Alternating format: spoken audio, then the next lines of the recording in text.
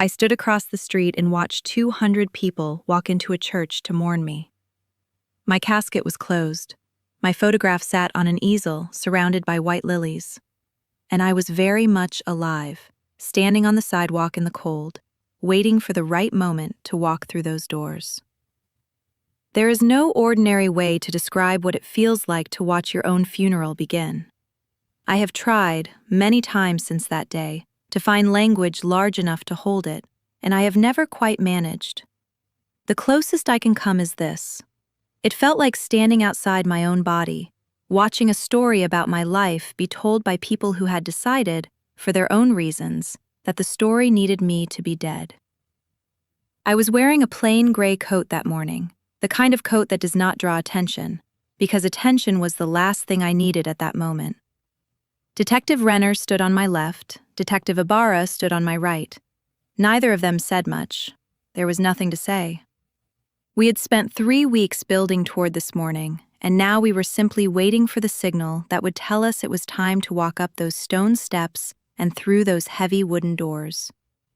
Across the street, St. Augustine's Chapel rose up against a flat gray sky, its bell tower the tallest structure in Thornfield Bend. I had been baptized in that church. I had taken my first communion there. I had imagined, on some distant, unconsidered level, that I might one day be married there. I had never imagined I would stand on the sidewalk across from it at 33 years old, alive, watching my own funeral procession file through its doors. My name is Evelyn Calloway, and what I am about to tell you is the story of how my own parents tried to bury me, not out of grief, not out of any twisted form of love, but because my death was worth $620,000 to them, and my life, in the moment they needed money most, apparently was not. I want to ask you something before I take you through what happened.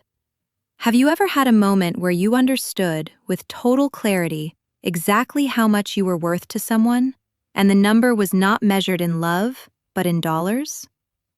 I had wondered, in quieter and smaller ways, about my place in my parents' world for most of my adult life. But nothing prepares you for discovering that the people who raised you have done the math on what you are worth dead and decided the answer worked in their favor.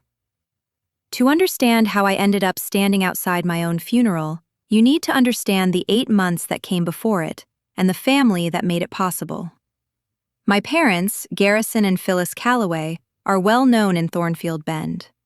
Garrison built a regional construction and development company from a small contracting business his own father had started decades earlier, and for most of my childhood, the Calloway name meant something in this town. We had the largest house on Birchgate Lane. My mother sat on the boards of 2 charitable foundations and chaired the spring gala every year at the country club. We were, by every outward measure, a family that had everything in order. What I did not know, what very few people knew, was that Garrison's company had been quietly failing for nearly 2 years. A series of bad investments, an overextended loan on a commercial development that stalled halfway through construction, and rising costs that outpaced revenue had pushed the business to the edge of collapse. My father is a proud man. He is the kind of man who would rather lose everything in silence than admit weakness to anyone, including his own family. I learned all of this only much later, in pieces, through documents and depositions and conversations I never wanted to have. 8 months before the funeral, I was in a serious car accident on the highway outside Thornfield Bend. A truck crossed the median in heavy rain. I do not remember the impact itself. My memory of that day ends somewhere on the highway and does not resume again until nearly 3 weeks later, when I woke up in a hospital bed with tubes in my arms and my mother's face hovering above me, her relief so visible it almost frightened me. I had been in a coma for 21 days. I had fractured my pelvis, my left arm, and 3 ribs. I had a head injury that the doctors monitored carefully for weeks, concerned about long-term effects. The road back was going to be long, they told me, but they expected a full recovery with proper rehabilitation. My parents arranged for me to be transferred to a private rehabilitation facility 2 states away, a place called Hartwell Recovery Center, known for its specialized neurological and physical rehabilitation programs. They told me it was the best facility available for someone with my specific injuries. I had no reason to question that. I trusted them completely. What I did not understand at the time, what I would only piece together much later, was that the distance itself was part of something larger. 2 states away meant infrequent visits. It meant limited contact with the friends and extended family who might have asked too many questions, or noticed too much, or simply been present in ways that complicated whatever my parents were beginning to plan. During those months at Hartwell, I noticed small things that I filed away without fully understanding their weight. My parents' visits, frequent in the first month, became sparser as time went on, every other week, then once a month, always with some explanation about Garrison's business demands or Phyllis's commitments back home. I was asked, on several occasions, to sign paperwork that the facility's administrative staff described as routine insurance documentation. Forms I signed without reading closely because I was exhausted from therapy sessions and trusted that my parents had my interests at heart. There was also a physician at the facility, a man named Dr. Holt, who oversaw my case and who I noticed grew strangely evasive whenever I asked about my discharge timeline. Every conversation about going home seemed to end in vague language. We will see how the next few weeks go. Let's not get ahead of ourselves. Recovery isn't always linear. I told myself this was simply medical caution. I had no reason yet to imagine it was something else. Underneath all of this, unknown to me, a $620,000 life insurance policy sat quietly in a filing cabinet somewhere in my father's office. A policy he had taken out on me years earlier, back when I was unmarried and had no dependents of my own, designating himself and my mother as the beneficiaries in case anything happened to me. It had been a responsible decision at the time, the kind of thing financial advisors recommend for adult children without spouses or children of their own. Nobody questions a parent protecting their child's financial legacy. I certainly never had. As Garrison's company moved closer to collapse, that policy stopped being a quiet safety net sitting unused in a drawer. It became, to 2 people drowning in debt and desperate to avoid public ruin, the only lifeline large enough to save them. I think now, looking back, about how easy it was for my parents to construct the isolation that made all of this possible. Hartwell Recovery Center was a genuinely excellent facility. I want to be fair about that, because nothing about the medical care I received there was anything but professional and attentive. But its distance from Thornfield Bend, 2 states away, meant that the network of friends and extended family who might otherwise have visited regularly, who might have noticed the strangeness in my parents' behavior, who might have asked the kinds of questions that complicate a carefully built lie, simply were not present. My recovery became, without my realizing it, a closed system. A controlled environment where my parents could manage the narrative of my condition almost entirely on their own terms. I think, too, about the particular cruelty of how ordinary it all felt while it was happening. There was no single dramatic moment during those months at Hartwell that screamed danger. There was only a slow accumulation of small absences, a visit that did not happen, a phone call that got shorter, a question about my discharge date that got deflected one more time. I have come to believe that the most effective betrayals rarely announce themselves. They simply withdraw, one quiet inch at a time, until one day you look up and realize the distance has become a chasm.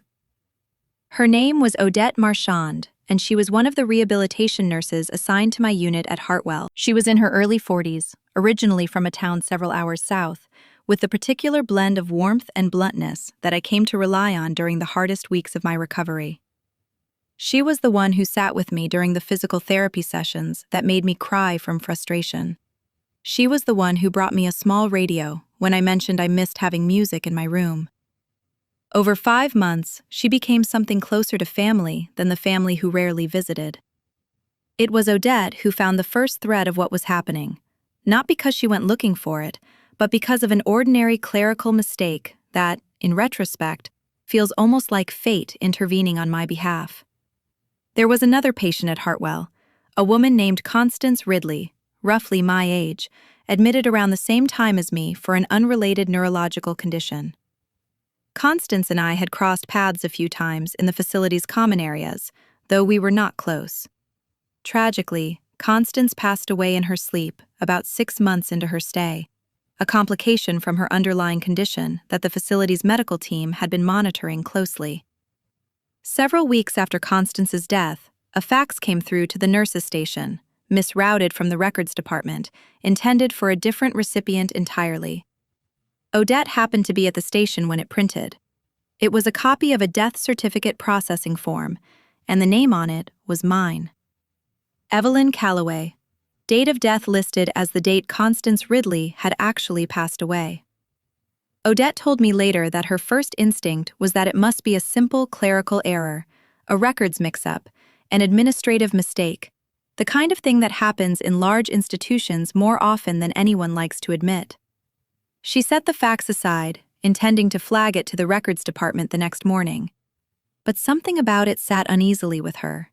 She mentioned it, carefully, to a colleague in the records office the following day, framing it as a simple inquiry. The colleague checked the system and came back with something that made the uneasy feeling sharpen into something closer to alarm. The death certificate had already been processed and forwarded, not internally, but externally, to a state vital records office, as part of a formal filing. And attached to the same file, in a separate folder the colleague should not technically have had access to, but did because of an administrative oversight, was a claim submission to an insurance company, a claim for $620,000, filed under my name, by my parents, as beneficiaries. Odette did not go to the facility administration immediately. She told me later she was afraid of who might be involved, how far the irregularity might reach, and whether raising it through normal channels might simply cause the paperwork to quietly disappear before anyone outside the facility ever saw it. Instead, she came to me directly. She found me on a Tuesday evening in the small sitting room at the end of my hallway, where I like to read before bed. She sat down across from me, and I remember she was holding a folder against her chest, the way you hold something you are not sure you are allowed to be carrying. She said, "Eveline, I need to show you something, and I need you to stay calm while I do." I was not calm. I do not think anyone could have been. I sat in that small sitting room and read a copy of my own death certificate, filed weeks earlier, listing a cause of death that did not match anything that had ever happened to me, attached to a claim my parents had submitted for $620,000 on a life I was, at that very moment, still living. I want to tell you that my first reaction was rage. It was not. My first reaction was a strange, disorienting kind of disbelief, the sense that I must be misunderstanding something, that there had to be an explanation that made this make sense in some way that did not involve my parents deciding I was worth more dead than alive. It took me several days to move past that disbelief into something closer to the truth. My father's company was not simply struggling, it was failing entirely, drowning under debt that Odette's brother-in-law, who worked in commercial finance, was able to confirm existed through public business filings. And the only asset large enough and liquid enough to save it was a policy worth $620,000 that required only one thing to access: my death. I want to ask you something, and I want you to really sit with it. Have you ever discovered that someone you loved and trusted completely had been calculating your worth in a way you never imagined, weighing what you were worth to them dead against what you were worth to them alive, and finding the first number more convenient? I had spent my entire life assuming my parents' love for me was simply a fact, something that did not need to be measured or questioned. Sitting in that small room with Odette, I learned that some kinds of love come with conditions you never knew existed until the conditions are tested. And mine had just failed the test. My instinct, in the days after Odette showed me that folder, was to call my parents immediately, to demand an explanation, to scream if necessary until someone gave me a version of events that made any of this make sense. I am grateful, looking back, that Odette talked me out of that instinct. She said something to me that I have thought about many times since. She said, "Eveline, your parents have already shown you they are capable of constructing an elaborate lie and carrying it through multiple institutions. If you confront them now with nothing but a misrouted facts, they will explain it away. They are sophisticated people. They will find a story that makes this sound like a misunderstanding, and you will be left with nothing but your word against theirs, and a family that closes ranks against you. You need proof. Real, undeniable proof, before you say a single word to them. She was right, and I knew she was right, even though every instinct in me wanted immediate confrontation. Instead, through Odette's brother-in-law, I was connected with a private investigator named Walt Brennan, a heavy-set, soft-spoken man in his 60s who had spent over 20 years investigating insurance fraud before going into private practice. I called him from the sitting room at Hartwell, my voice barely steady, and told him everything I knew. Walt Brennan had a particular way of talking about his work that I found strangely calming during one of the most disorienting periods of my life. He told me, during our first phone call, that in over 20 years of investigating insurance fraud, the cases that disturbed him most were never the strangers scamming a company they had no relationship with. It was always the family cases.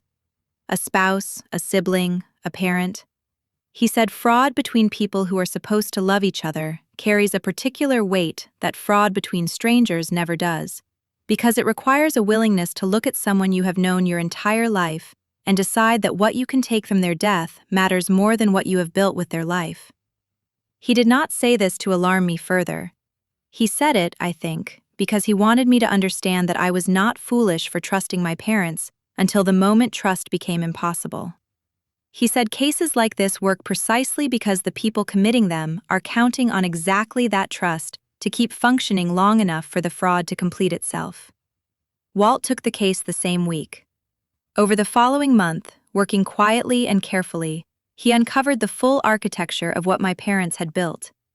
The scheme, as Walt eventually pieced it together, hinged on several coordinated elements. First, a records clerk at the County Vital Statistics Office, a man named Dennis O'Farrell, who, Walt later discovered, had been paid a sum of money to process and backdate certain documents without raising the usual verification flags. Second, a falsified medical and autopsy report, constructed using elements of Constance Ridley's genuine medical file, altered just enough to attribute her cause of death to circumstances that matched a plausible story for me: a sudden cardiac event related to my earlier accident, the kind of complication that surprises no one and invites little scrutiny. Third, and perhaps most chilling, a closed casket funeral arrangement, deliberately chosen and explained to relatives as my parents wished to remember me as I had been before the accident, rather than as I appeared afterward. A choice that conveniently meant no one would ever need to look inside that casket and discover it did not contain me at all. Walt also discovered that a funeral had already been scheduled, 11 days out, at St. Augustine's Chapel in Thornfield Bend, with invitations already sent to family, friends, and members of the Thornfield Bend social and business community my parents had spent decades cultivating. My parents were not simply planning to file a fraudulent claim quietly behind closed doors. They were preparing to stage an entire public performance of grief, complete with 200 mourners, in order to make the death feel real enough that no one, including the insurance company, would ever think to question it. Once Walt had assembled enough documentation, copies of the falsified death certificate, records of the payment to the county clerk, correspondence between my parents and the funeral home, and the insurance claim submission itself, he reached out to the insurance company's Special Investigations Unit. Insurance companies, it turns out, maintain dedicated fraud divisions precisely because claims of this size and shape draw automatic scrutiny. The claim had already triggered some internal flags before Walt ever made contact, though the investigation had not yet reached the point of contacting local authorities. Walt's evidence accelerated everything. Within days, the insurance company's investigators looped in the local police department. I was introduced, by phone first and then in person, to two detectives from the Thornfield Bend Financial Crimes Division. Detective Renner, a tall, deliberate man who spoke carefully and rarely raised his voice, and Detective Ibarra, sharper and more direct, the kind of investigator who asked questions like she already suspected the answer and wanted to see if you would tell the truth anyway. They confirmed, through their own channels, that I was alive, that the death certificate was fraudulent, and that the claim my parents had submitted constituted insurance fraud, falsification of government records, and conspiracy.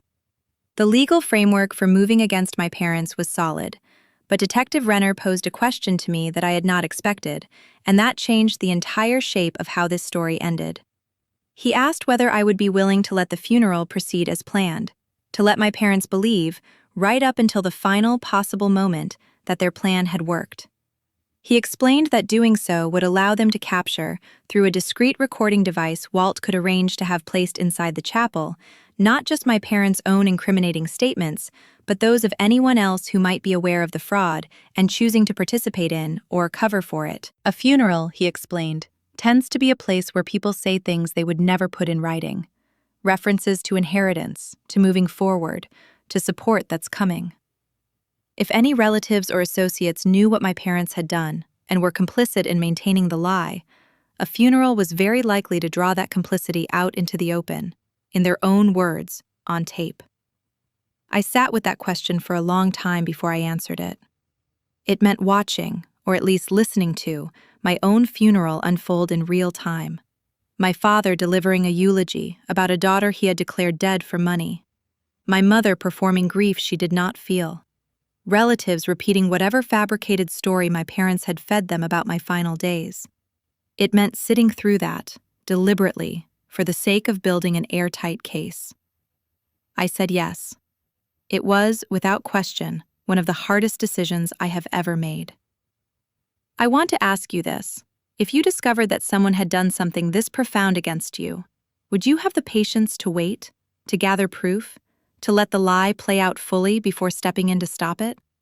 Or would the need for immediate confrontation be too strong to resist? I understand both instincts. I lived inside both of them during that month. What I learned is that sometimes the hardest kind of strength is not the strength to act quickly, but the strength to wait long enough to act completely. The morning of the funeral, I sat in an unmarked car parked half a block from St. Augustine's Chapel, with Detective Renner in the driver's seat and Detective Ibarra beside me in the back. A small earpiece connected us to the recording device Walt had arranged to have discreetly placed inside the chapel's sound system days earlier, during a routine maintenance visit that the funeral home staff never thought to question. Through that earpiece, I listened to my own funeral begin. The opening hymn played. I recognized it, a quiet, traditional piece my mother had always loved, the kind of song that fills a large stone church with an ache that feels ancient, even when the grief behind it is, as I now knew, entirely manufactured. I heard the rustle of 200 people settling into pews.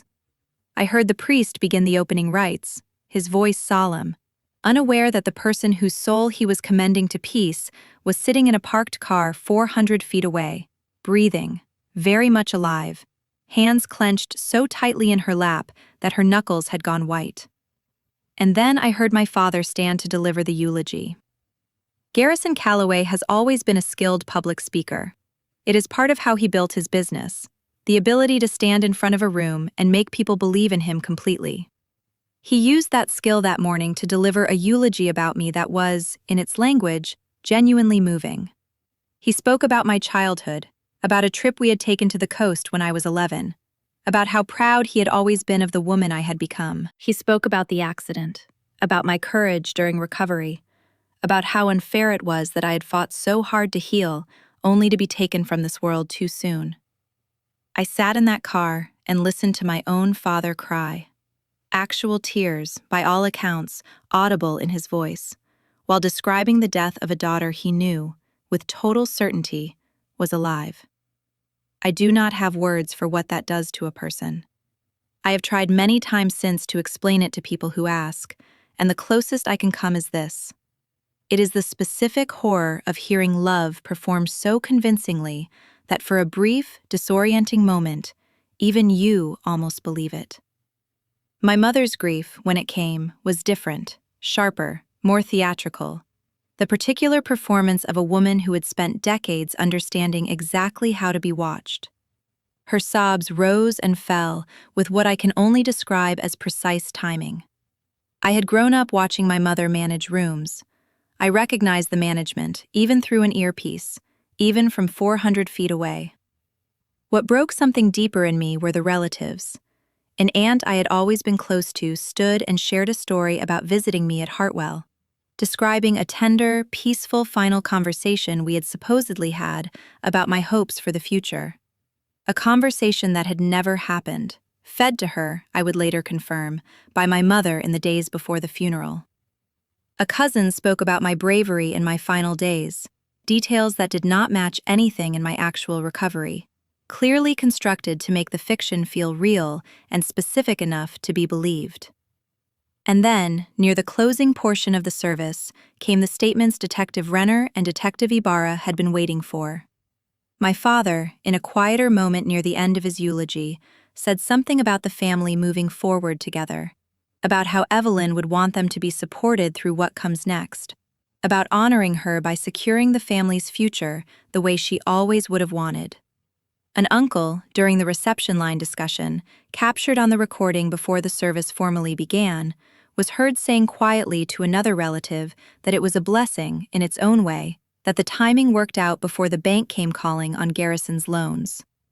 Detective Ibarra, beside me in the back seat, went very still when that statement came through.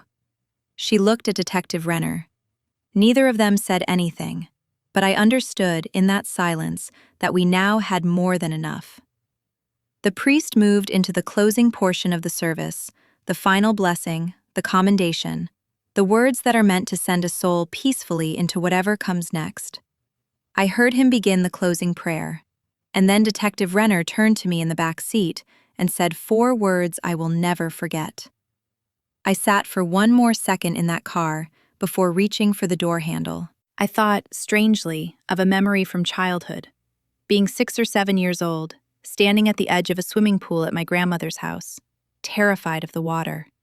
My father standing in the shallow end, with his arms outstretched, telling me to jump, promising he would catch me.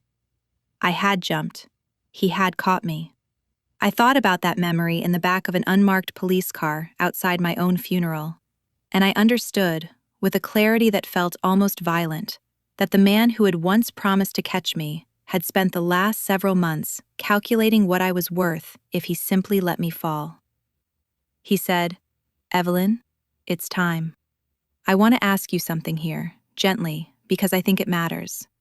Have you ever had to witness someone you love perform a version of caring about you that was entirely hollow, entirely for show, entirely for their own benefit, and had to sit with that knowledge in silence before you could finally respond? There is a particular kind of patience required for that, a particular kind of pain in it too. I want you to hold both of those things as I tell you what happened next." I stepped out of the car into the cold morning air. Detective Renner and Detective Ibarra fell into step on either side of me, and together we crossed the street and climbed the stone steps of St. Augustine's Chapel. My hand found the cold iron handle of the heavy wooden door, and for one suspended moment, I stood there with my heart pounding so hard I could feel it in my throat, and I thought about every version of myself that had ever walked through these doors before. The child being baptized, the young girl taking her first communion, the woman I had become, standing now on the threshold of her own funeral, about to walk in alive. I pulled the door open. The sound of 200 people inside a stone church carries in a particular way. It amplifies, it echoes, it gathers itself into something larger than the sum of its individual voices. When that door opened and daylight spilled into the dim, candlelit interior, the first reaction was simply heads turning. A ripple of motion, people glancing toward the unexpected sound and light at the back of the church. And then someone saw me. I do not know who it was first. I have been told different versions by different relatives since that day, each person convinced they were the one who recognized me, as though that recognition were itself a kind of honor. What I remember, from where I stood, was the sound, a single gasp that multiplied almost instantly into a wave of noise that swept from the back of the church to the front. Someone screamed. Several people stood up so quickly their pews scraped loudly against the stone floor. A woman near the front, I would later learn it was my mother's closest friend from the country club, fainted, sliding sideways into the arms of the person beside her. I walked down the center aisle. I want you to understand what that walk felt like, because I do not think words can fully carry it, but I will try. Every face I passed was a face I had known my entire life, twisted now into an expression I had never seen on any of them before. Not grief, which I had been hearing performed for the last 40 minutes, but something rawer and more honest. Shock. Disbelief. In some faces, something that looked uncomfortably close to fear. I passed my own photograph, mounted on an easel beside the closed casket, surrounded by white lilies that my mother had specifically chosen because they had been my favorite flower since childhood. A detail so personal, so accurate, so genuinely loving in isolation that it made the whole elaborate lie feel even more grotesque. She had remembered my favorite flowers while filing paperwork to claim I was dead. Somewhere behind me, I heard a child's voice, confused, high and clear above the chaos, asking a parent why the dead lady was walking. I have thought about that small voice many times since. Children have a way of saying, plainly, the thing that every adult in the room is too stunned to articulate. I was, in the most literal sense, the dead lady walking. And every single person in that chapel was being asked in real time to reconcile what they had believed with what they were now seeing directly in front of them. I stopped in front of my parents. Garrison Calloway, a man I had watched command boardrooms and charity galas with total confidence my entire life, looked at me with a face that had gone the color of the stone walls around us. He did not speak. I do not think he was capable of speech in that moment.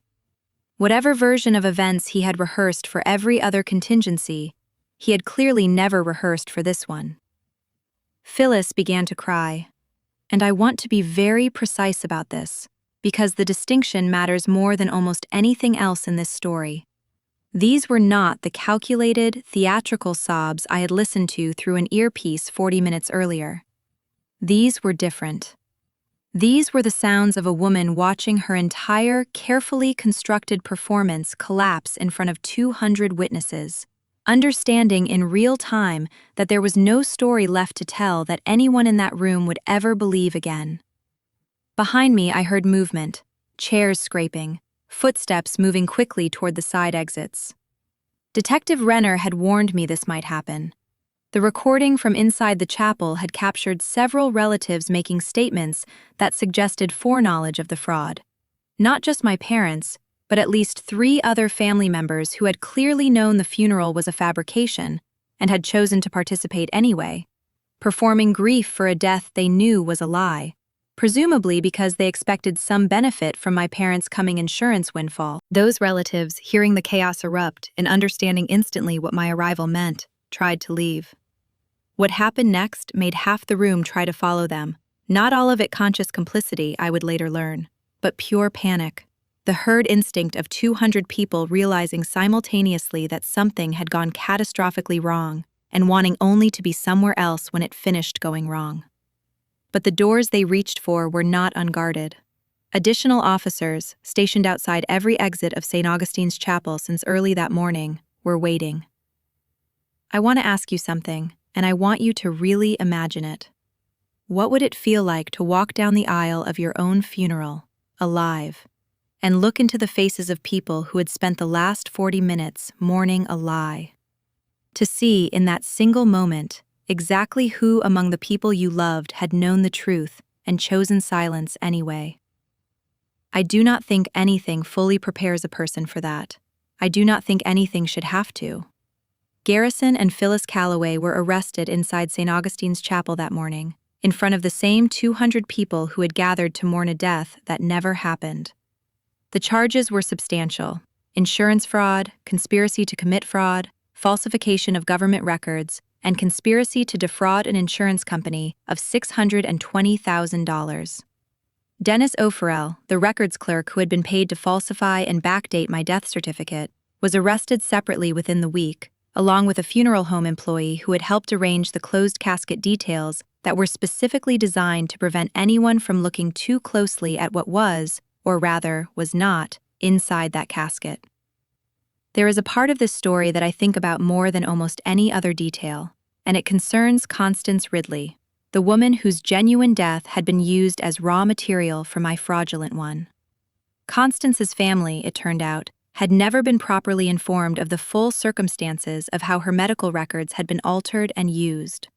A separate investigation was opened specifically to address this, to ensure that Constance's own death certificate was corrected, that her family received a full and honest accounting of what had happened, and that her own final rights, which had been complicated and delayed by the surrounding fraud, were properly and respectfully completed. I reached out to her family myself, several weeks later, to apologize for the role my own family's actions had played in disturbing the dignity of her death. Her sister told me, with a kindness I did not feel I deserved, that none of it had been my fault. I have thought about her generosity many times since.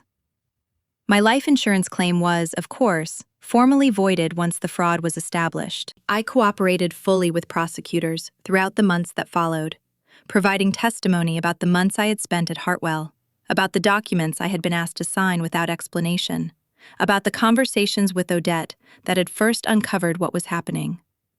Walt Brennan's investigative work, along with the recording captured inside the chapel, formed the backbone of the case against my parents. I did not attend my parents' trial in person. I considered it more than once, but ultimately decided that I had already given enough of myself to this story by living through it. I followed the proceedings through my attorney instead, receiving updates at a distance that let me process what was happening without having to sit in a courtroom and watch, for a second time, my parents perform versions of themselves for an audience. Garrison was sentenced to a significant prison term. Phyllis received a shorter sentence in exchange for her cooperation in the later stages of the investigation, along with a lengthy period of probation. People ask me sometimes whether I have forgiven my parents. It is a question I understand the impulse behind, and it is a question I have stopped trying to answer in a way that satisfies anyone but myself. What I can tell you is that forgiveness, for me, has never been about deciding what they deserve. It has been about deciding what I am willing to carry. And I am not willing to carry the weight of pretending that what happened was anything other than what it was. A calculated decision by two people I trusted completely, made in a moment when my life became, to them, a more useful asset, dead than alive. I think often about that walk down the aisle of St. Augustine's Chapel, the long stretch of stone floor between the back doors and the casket that was supposed to hold me. I think about the lilies. I think about my father's voice cracking with performed grief and my mother's sobs rising and falling with such precise timing. And I think about the moment those doors opened and 200 faces turned toward me, and I understood, with total clarity, exactly which of those faces belonged to people who had genuinely believed I was dead, and which belonged to people who had known the truth and chosen, for their own reasons, to stand inside that lie with my parents anyway. I rebuilt my life slowly in the months that followed. I finished my physical recovery at a different facility, closer to home, with Odette visiting whenever her schedule allowed. She has remained one of the most important people in my life since that day. The one person in this entire story whose care for me asked for nothing in return. I sold the family home on Birchgate Lane, the proceeds going toward restitution for the fraud and toward building something new for myself, somewhere that did not carry the weight of every room my parents had ever performed in. There is also the matter of how Thornfield Bend itself responded in the months that followed. A town that size does not easily absorb a story like ours. For weeks, it seemed I could not walk into a grocery store or a pharmacy without someone stopping to stare, to whisper, to ask in careful, overly gentle tones how I was holding up, as though I were the one who needed forgiveness for the discomfort my survival had caused everyone else's understanding of the world. I do not blame people for their shock. I understand it. But there is a particular exhaustion in becoming, overnight, the most talked-about person in your own hometown for reasons you never asked for and could not have prevented. Odette and I have stayed close in the years since. She left her position at Hartwell eventually, citing a desire for a fresh start of her own, though I suspect the weight of what she had uncovered there played some part in that decision too. We talk regularly. She was the only person inside that entire story who acted purely out of conscience, with nothing to gain and a great deal to potentially lose. And I do not think I will ever be able to fully repay what she did, simply by choosing to tell me the truth, when silence would have been so much easier for her. I think, in the end, about what it means to survive something like this. Not the car accident, though that was its own long and difficult survival, but the discovery that came after it. The discovery that survival itself had been inconvenient to the people who were supposed to want it most for me. There is a particular kind of grief in that, one that has nothing to do with death and everything to do with understanding your own worth through someone else's eyes, and finding that worth measured in a number rather than in love. And so I want to leave you with this question, because I think it is the truest one I can ask. Has there ever been a moment in your life when you understood, clearly and painfully, exactly what you were worth to someone, not in affection, not in shared history, but in cold, calculated terms? And if there has been, I want you to know that surviving that discovery and choosing to keep living fully and honestly afterward is its own quiet form of victory. Nobody gets to decide your worth but you. I do not know if my parents will ever fully understand what they took from me that was separate from the money itself, separate from the fraud, separate from the legal consequences they are now living with. What they took was simpler and, in its own way, more permanent. They took my ability to ever again hear someone say, "I love you," without a small, quiet voice somewhere in the back of my mind asking what that love is actually worth, and to whom, and under what circumstances it might change. I am working on getting that voice to quiet down. Some days it does, some days it does not. I have stopped expecting it to disappear entirely and started simply making room for it, alongside everything else I am rebuilding. I am Evelyn Calloway. My parents held my funeral while I was still alive to collect $620,000 in life insurance. They mourned a death I never died, in front of 200 people who trusted them completely. And then the doors of that church opened, and I walked in, alive, with 2 detectives beside me, and I watched the truth do what lies never can, stand up, in the light, in front of everyone, and simply refuse to be buried. If someone has ever made you feel like your life was worth more to them as a transaction than as a person, I want you to hear this clearly. You are not a line item. You are not an asset to be claimed. Your life belongs to you, fully and completely, and no one, not even the people who raised you, has the right to decide that your death would be more convenient than your living. Walk through your own doors. Stand in your own light. You are allowed to still be here.